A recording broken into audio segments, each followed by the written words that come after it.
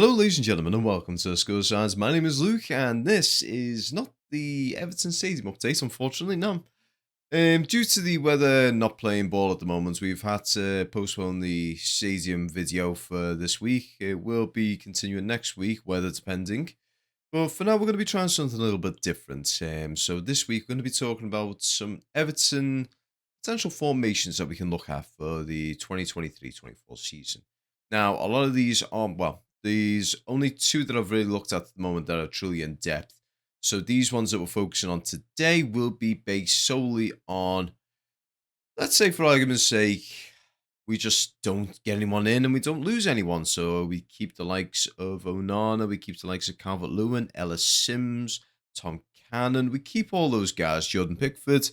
Everyone pretty much stays at the club. That's it. We've got who we need to. We work on next season with what we've got. That's a very bad case scenario. We don't really want that, but it's something that we can look at. And it's one that I've just had a little try out right now just to see how things go in that regard. And then what we'll do in the future is come, say, September when the transfer window does inevitably close, we can have a look at the players that we got in and reshuffle the formations. I'll give you about two or three different formations that we can try with, and we can work. And it's basically just something we can do for fun. And hopefully you guys get something out of this as well. I really do appreciate if you guys do. But yeah, so as we go into this now, so let's have a wee look here. So the first one is a 3-5-2 sort of formation. So this formation itself, it's a very attack sort of formation. So, well, I'll say it is attack, but it also can be switched very quickly in defense. So we can have it going from 3 at the back to 5 at the back, or even worst case scenario, 7 at the back if needs be. So it's a very versatile sort of position. It's a versatile formation that we can use, that we can actually use. I'd probably say this one would be good for home games against just your mid-table to lower table teams. So for your likes of your Fulhams, your Brentfords, your Crystal Palace, those sorts of people, they're the sorts of people that we would be playing this sort of game against. So obviously, as always, Jordan Pickford's in goal, easily one of England's best English goalkeepers right now. So we will keep him there. There's no one at the moment that's going to be replacing him unless he gets injured. And unfortunately, I do think we actually got rid of João Virginia. I'm not 100% certain on that one. I haven't seen him in the squad list at the moment, so I do think we may have actually got rid of him, which is a terrible shame in all fairness.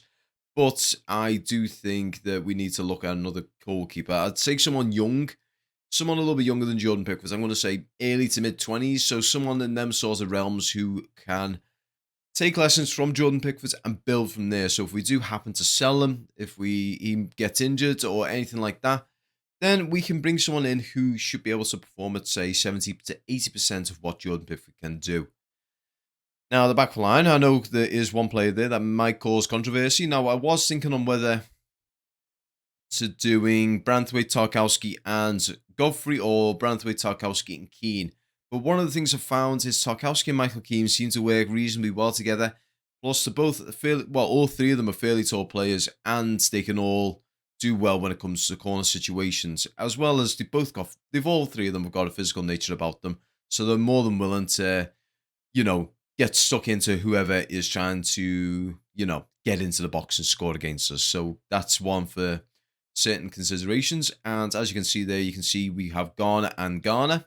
So Idrissa Gueye and James Garner as both number 6s. Now, James Garner himself is an absolutely fantastic player that we've got right now.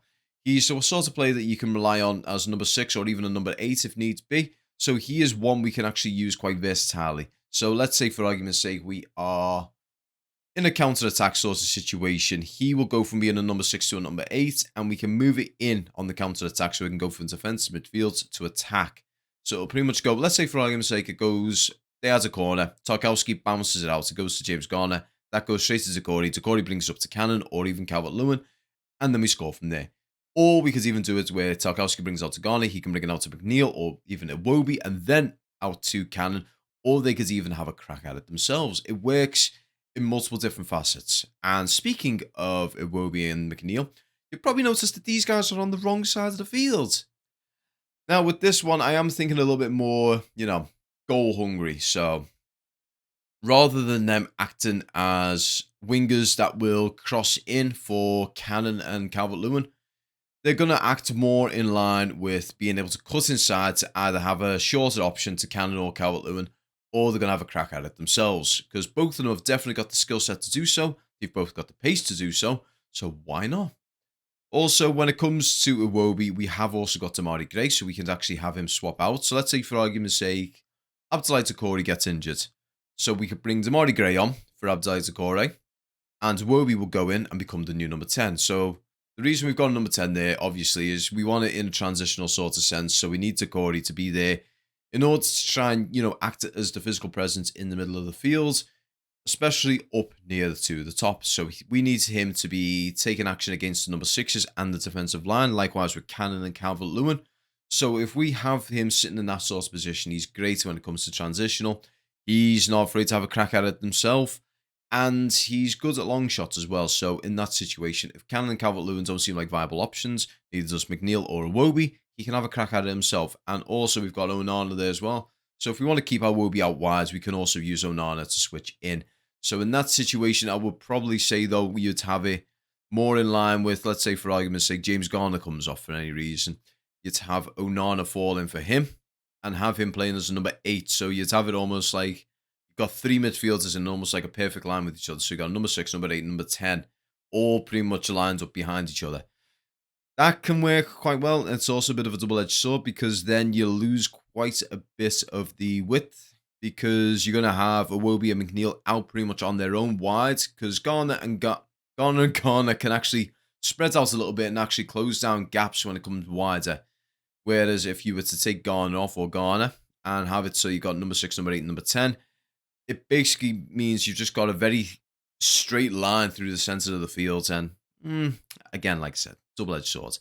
Now, regarding Cannon and Calvert-Lewin, we can see here that I've got Cannon sitting sort of a little bit further back than Calvert-Lewin. So he would be a striker, but he'd be more of a feeder striker. So he'd be feeding Calvert-Lewin, whether it be crosses, whether it be just straight balls. But he can also be given the freedom to actually have a crack at it himself. So let's say, for argument's sake, there's a nice little shot up in there. Rather than passing out for Calvert-Lewin, if he feels confident that he can have the shot, he's more than welcome to have the shot. And again, if another opportunity comes up where he can probably see an opening there, if Calvert-Lewin's in a decent space, he could probably chip it in, and Calvert-Lewin can either collect it and hit it into the back of the net via his foot, or try and just get it on the wides and get a header in. Because what we found at the moment is when Calvert-Lewin is playing, you're going to have like 1 to 2 defenders. When it comes to, let's say, corners right now. In a corner situation, you normally find that Calvert-Lewin has got 2 people on him, 1 in the front, 1 in the back. This is more so just so that he doesn't get an easy header on things now. It's blatantly obvious. Calvert-Lewin's best asset is his headers from the likes of corners or free kicks. His footwork is something else to be admired altogether. In all honesty, he's basically Bambi on ice in some situations. So in that situation, you're more than likely going to have to try and have Calvert-Lewin try and free himself from any defence before he gets the header in. So that's where Cannon can come in, because he's a lot more confident on his feet. I've seen some of the goals he scored. He is absolutely brilliant in that regard. So we can rely on him to be the feet to Calvert-Lewin's head. Now, you can see that we got Sims and Dobbin there. So Lewis Dobbin, again, another youngster. I don't see us loaning him out. He could have a better chance coming into the first team squad this season, especially if we don't get anyone up top. And likewise for Ellis Sims, if we don't loan him out, because apparently we are looking to sell them. Well, we're looking at either selling them or loan them out again to someone in the Championship. It's not great. I do like Ellis Sims because he reminds me very much of Calvert-Lewin, but with more confidence at his feet. So he's definitely one that we're going to need to take into account. So if we do lose him, that's a terrible shame. But if we don't, great. We've got another, basically, a younger Calvert-Lewin in that regard. So yeah, so that's a 3-5-2 sort of situation. Again, this is good for your lower teams, your mid-table sort of teams, or teams that are not in a great position at this point in time. You can take advantage of them. You're able to use the width of the fields as well as crowd the middle if needs be. It's a very versatile sort of layout. However, it does have its drawbacks in the sense that you've got only 3 people at back, and if the transition's a little bit too quick, like if they're trying to get it on a lob, they can catch us off guard on that regard, and it leaves us pretty much, it leaves us in no man's land. We've had this happen before. I'm trying to remember who it was who did it to us. It was actually Man City at home. Yeah. So what we were finding is instead of them doing transitional play, all they were doing was just lobbing it and getting behind the back line to try and get Erling Haaland out. So that's something we need to take into account with this sort of formation. If we're using it against a team who knows how to exploit it, they will exploit it all the live long day, and we need to try and then reshuffle and make it maybe a five at the back, like a 5-4-1 or a 5-3-2. So it's one of them. You need to be able to be quite fluid with this one. Now, on the other hand, we can also have a look at this one. So this is a 4-2-3-1. So you can see now we've now got Mikalenko and Patterson either side of Branthwaite and Tarkowski. Again, Tarkowski is the captain. In my personal opinion, he is a very good leader of the squad. He's able to integrate himself with the squad really well over the course of the past season. He's gotten on with every single one of the players, and he's also stamped his authority when he's on the pitch. He's very vocal. He's a great leader, to put it very simply. But as I said, so the back line consists of Mikalenko, Branthwaite, Tarkowski, and Patterson. So the reason we've got it like this is obvious that we're going to use Patterson and Mikalenko to push up. So they're going to be the guys, when we're in play, they're going to be pushing up and trying to put pressure on the opposition. So it ends up being that we have got basically two wingers either side. So that being McNeil and Iwobi, as well as Mikalenko and Patterson. Now, you've probably noticed that we switched back here. So with this one, we're going to be a lot more inclined to crossing more than anything. So this is very similar to how we've had it when it came to last season. So when Calvert-Lewin was playing, this was great for him because it was just crosses in all day, every day. And he was able to try and utilise them as best he could. He unfortunately wasn't scoring left, right and centre, but this is the sort of play that you'd use to try and, give the striker as much options as possible. So Mikalenko will go up the left and try and provide for McNeil. Chances are, though, we probably have him sitting further back rather than going up because he's okay in a defensive sort of mindset, but going up, he's not all that great in terms of keeping hold of possession. Patterson, on the other hand, is very different. So he would be the integral link up between him and Iwobi. So what would happen is as the game's progressing, he'll push up with Iwobi, and any balls that come out wide, him and Iwobi will try and link and move themselves up the field doing that, and then creating opportunities either to have a crack at it or to pass on to Calvert-Lewin or even to Corey. Now, Garner and Garner are, again, two number sixes, so it's, again, a very defensive sort of mindset. So all happen is the back four can turn into a back six very quick. So if we've got a team that's quick on transition, so your likes of your Liverpools, your Arsenals, your Man Cities, your Manchester Uniteds, those sorts of teams who can go from defence to attack like that, they are the sort of teams that you need to have that you can make a back four into a back six. So you can try and cushion that impact when they do transition. Because trust me, when they transition, if you haven't got a defensive sort of mindset when it comes to the squad, they're going to exploit it all day, every day. They will break that line down immediately and score more likely. As painful as it is to say that Liverpool are very, very scary team to take on. But yeah, as a whole, this is a decent sort of squad. And as I said, it's got a decent amount of versatility. The only problem is, as you can probably see, we've got 1, 2, 3, 4, 5 areas where we've actually got covered with other players. Whereas we need to basically have 1 to 2 in every single one of these positions. So you need another centre-back, obviously. We're going to need another left-back. We need another left midfielder. Now, in terms of a number 6, you can split this up a little bit. So you can have it so that we could sacrifice, say, Idrissa Gueye. Let's say he's injured. We sacrifice him. And James Garner plays the number 6. Onana comes in as number 8 alongside Decore. So it'd become more of a staggered line more than anything. But yeah, likewise with Decore. So if Decore becomes injured, we have Onana, who falls in as number 8 again. Iwobi comes in, and he will fall in as the number 10, and Amari Gray will go wide. So we've got versatility in that regard, but still, we do need another centre-back, another left-back, desperately, another left winger, and potentially look at an extra striker or two. We definitely need an extra striker or two. as well as another goalkeeper. Because, as I said, I'm not sure what the whole thing is with João Virginia. Not sure we've still got him or whether we've actually sold him on. But in all fairness, I do want to see us get another goalkeeper because, as much as I love Jordan Pickford, if he does get injured, we're screwed. Because last season, Jordan Pickford was the one who was keeping us up. In all fairness, his saves that made winning game, kept winning games, made losses into draws. That's as easy as to put it. He's helped us so much over the course of the past couple of seasons. He has been the knight in shining armor of the squad, and we desperately need to bolster it badly. So, as I said, this is the one for this season. So that this is probably going to be one of the worst case scenarios if we are not going to get anyone in. Let's say financial fair play bites us as hard as possible and says, "Oh no, you can't bring anyone in. You can't sign anyone. You can't buy anyone because of some arbitrary reason." Even though you look at the past 5 seasons, I think we've had a net spend of maybe 51, 52 million. And then you look at the league around us, and quite literally about 7 or 8 teams have spent nearly double to triple what we've spent over the course of them past 5 years, our net spend anyway. Because the thing that's confusing me, I've heard different things from different people. In terms of the financial fair play thing at the moment, and the reason why we're being investigated, apparently is not to do with irregularities over the past few seasons, but apparently now it's to do with Bramley Moore, which is, to me, that sounds like a load of BS because when it comes to Bramley Moore, it's a different thing altogether. That's not associated with Everton Football Club, is the business. It's associated with Everton as a company, but it's not associated with the football club.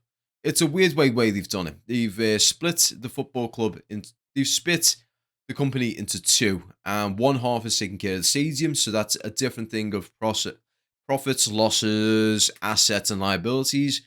Whereas the football club is its own profits, losses, assets, and liabilities. That's how I've been told about it. Again, I'm no financial expert, so take everything that I've said there. Don't take it as gospel, in all honesty. It's probably wrong. I've probably got a Y mixed up somewhere, but as a whole, I do think we desperately need to get these players in. We should have the finances in place. If we were to sell Amadou Onana, I don't want to sell him because I like the guy, but if we were to sell him, that could possibly bring in another 50 to 60 million. So we could probably look at maybe rummaging around, say, the likes of La Liga, French League, Bundesliga, Italian League, the Championship, rummaging around them sort of areas, even the recently relegated teams, trying to find some little bargains in there that we can utilise. I mean, we did that, in all fairness, with Tarkowski, didn't we? McNeil. And to be honest, Tarkowski and McNeil have been our most solid players last season. So, hey, you never know. We could find another couple more gems and build from there. Because, I mean, what I'd like to see Everton do this season is to try and aim for, say, 12th to 14th. Work from there. And then the season after that, try and push for past top 10. And then again, push for, say, Europa Conference or Europa League. Just try and build step by step.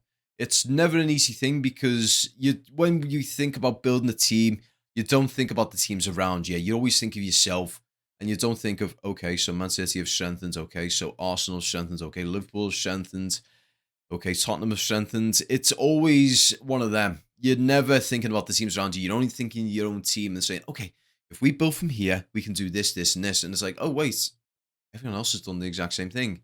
We're in the same place that we are before. But yeah, I've been rambling on now. Again, I'd like to say thank you very much for watching this video. If you liked it, don't forget to like, share, subscribe.